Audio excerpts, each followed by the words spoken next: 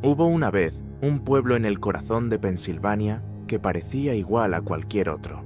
Calles tranquilas, casas de madera, iglesias de torre alta, niños en bicicleta, un pequeño comercio y el humo de las estufas en invierno llenando el aire. A simple vista, Centralia no tenía nada de particular, pero debajo de sus cimientos algo dormía, algo antiguo, algo que nunca debió despertar. Era mayo de 1962. La ciudad se preparaba para el Día de los Caídos. El ayuntamiento decidió limpiar el vertedero municipal, que se encontraba en una vieja mina a cielo abierto, justo a las afueras del pueblo. Un grupo de bomberos encendió fuego a los desechos para reducir su volumen. Una práctica común. Nadie lo pensó demasiado.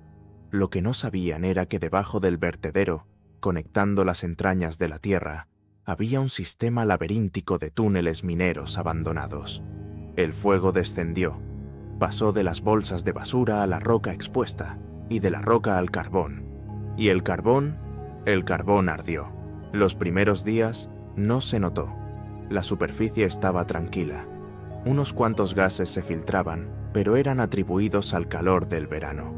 Las autoridades cubrieron algunas grietas con tierra. Siguieron adelante, pero el fuego ya había encontrado alimento y se expandía. En semanas, el olor a azufre se volvió constante. Un aroma metálico, punzante, que llenaba las casas por la noche. El suelo comenzaba a calentarse, literalmente. Algunos niños se quemaban los pies al caminar descalzos por el patio. Las plantas amarilleaban, las lombrices huían, los gatos desaparecían. Nadie sabía aún lo que ocurría, pero Centralia estaba ardiendo desde abajo. La mayoría de los residentes no se alarmaron al principio. El carbón siempre había sido parte de sus vidas. Sus abuelos lo extraían, sus padres lo quemaban. El carbón era familiar, y lo familiar rara vez se teme. Pero el calor no era normal. En 1979, John Coddington, dueño de una pequeña gasolinera, notó que el suelo temblaba ligeramente cuando caminaba sobre la zona donde estaban los tanques subterráneos de combustible. Pensó que era una ilusión, pero por precaución bajó un termómetro dentro de uno de los depósitos. El marcador superó los 75 grados centígrados. El combustible estaba a punto de inflamarse. Coddington avisó a las autoridades. Los inspectores llegaron, tomaron muestras de suelo, medían gases, temperaturas, presencia de monóxido. Los datos eran claros. El incendio subterráneo no solo seguía activo, se había extendido por kilómetros, alimentado por vetas de carbón, ramificándose por túneles olvidados. Iba creciendo, como un monstruo dormido que ahora empezaba a moverse. Pero apagarlo era casi imposible. Las capas de carbón eran profundas. Algunos túneles estaban colapsados, otros eran inestables. Usar agua sería inútil. El calor la evaporaba antes de tocar el fuego. Sellar con concreto costaría millones. Y no había garantías de éxito. El gobierno dudó, y Centralia seguía ardiendo. El 14 de febrero de 1981, algo ocurrió que cambió para siempre la historia del pueblo. Todd Domboski, un niño de 12 años, jugaba en el patio trasero de su casa. Era invierno. El suelo parecía firme. Pero de pronto, sin previo aviso, la tierra se abrió. Una grieta de más de 1 metro de ancho y casi 40 metros de profundidad se tragó al niño en segundos. Todd gritó. Intentó aferrarse a las raíces de la tierra mientras el vapor tóxico lo envolvía. Gases calientes, con olor a podrido. Su primo, que estaba cerca, lo vio desaparecer. Corrió. Se lanzó al borde del agujero y logró sujetarlo justo antes de que se desmayara por la falta de oxígeno. Logró sacarlo. Apenas. La historia llegó a los periódicos.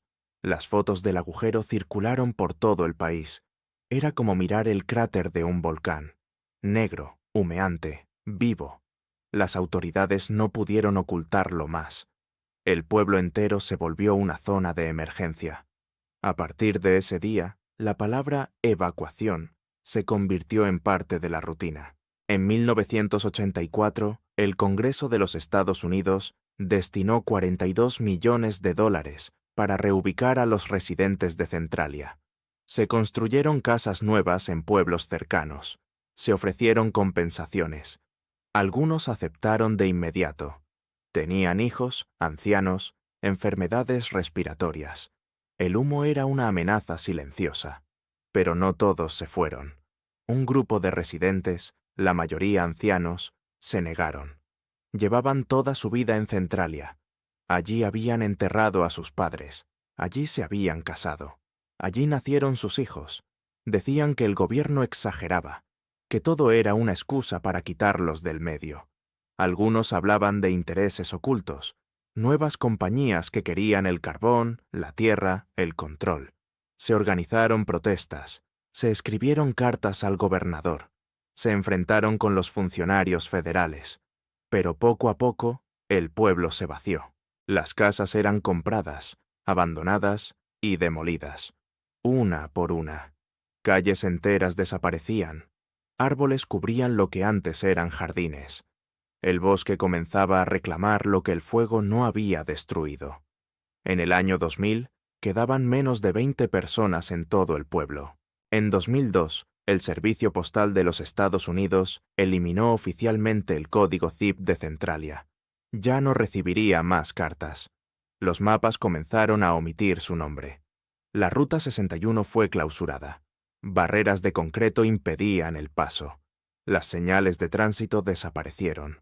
Era como si el gobierno intentara borrar su existencia. La carretera principal, agrietada por el calor del subsuelo, se llenó de grafitis. Aparecían frases como «Bienvenido al infierno», «Aquí respira la tierra» o «Centralia nunca muere». Nadie sabía quién los escribía. Algunos decían que eran turistas morbosos, otros que los últimos residentes aún dejaban mensajes a escondidas. Las grietas seguían ensanchándose, el humo saliendo de la tierra.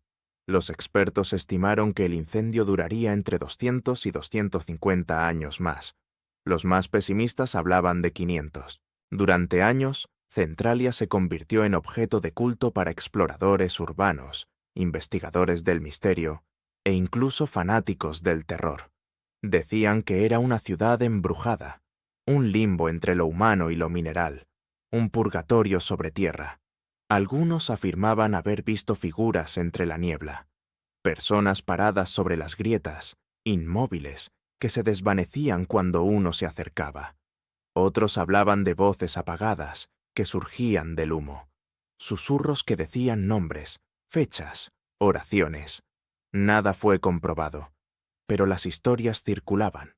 En el centro del pueblo, lo único que permanecía intacto era la iglesia ortodoxa de la Asunción de la Santísima Virgen María. Cada cierto tiempo se celebraban misas. Un grupo de fieles subía por caminos ocultos. Entraban, encendían velas, rezaban.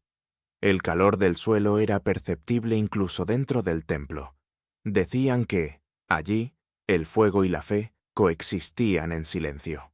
En los años siguientes, documentos filtrados comenzaron a circular. Algunos informes señalaban que el incendio podría haber sido contenido si se hubieran tomado medidas en 1962. Otros hablaban de conflictos de intereses, políticos, empresarios, compañías mineras. Había quienes decían que el gobierno dejó arder Centralia a propósito, para limpiar el terreno, para evitar indemnizaciones, para deshacerse de un pueblo incómodo. Teorías conspirativas, algunas improbables, otras demasiado posibles. Pero la verdad absoluta nunca llegó. Centralia siguió ardiendo. Los últimos habitantes firmaron un acuerdo con el Estado en 2013. Podrían vivir allí hasta su muerte, pero luego las propiedades pasarían a manos del gobierno. No habría herederos, no habría retorno. El lugar seguiría vacío. Hoy, quienes se atreven a caminar por las ruinas ven algo más que humo. Ven cicatrices, fragmentos de lo que fue una comunidad, un columpio oxidado, una lápida a medio cubrir, un buzón sin casa, y el eterno susurro del vapor caliente que sube desde lo profundo. Centralia ya no aparece en los mapas, no tiene código postal, no tiene habitantes, pero no está muerta. Debajo de su superficie, el fuego sigue vivo, silencioso, voraz, indiferente al paso del tiempo. En la superficie, la naturaleza avanza, pero bajo tierra, el infierno continúa. Y en medio de todo, quedan preguntas sin respuesta. ¿Fue un accidente? ¿Una negligencia? ¿Una conspiración? Nadie lo sabe con certeza. Solo hay una verdad que persiste. El fuego sigue ahí, y lo seguirá estando por siglos. Centralia no fue solo un pueblo maldito. Fue un error que nadie quiso asumir. Un secreto que el gobierno prefirió enterrar. Una advertencia grabada en humo y silencio. Y cuando el viento sopla sobre las grietas, aún parece escucharse un susurro. No todo lo que desaparece está realmente muerto. Centralia arde todavía.